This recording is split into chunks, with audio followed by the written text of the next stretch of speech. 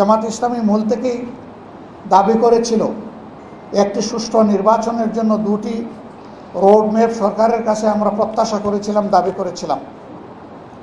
নির্বাচনকে অর্থবহ করার জন্য গুরুত্বপূর্ণ কিছু সংস্কার লাগবে।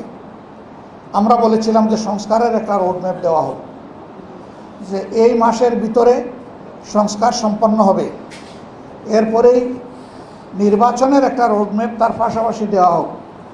তাহলে জনমনের স্বস্তি এবং আস্থা তৈরি হবে। কিন্তু এখন পর্যন্ত দুটি রোডম্যাপের কোনোটাই জনগণের সামনে আসেনি।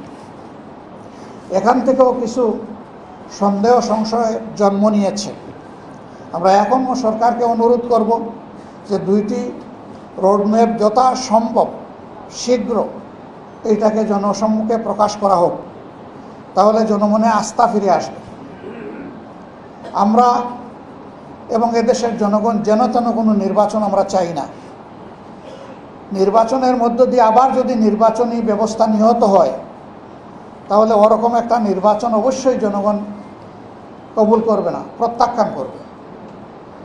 এই জন্য সুষ্ঠু নির্বাচনের স্বার্থেই এই দুটি রোডম্যাপ অপরিহার্য হয়ে পড়েছে।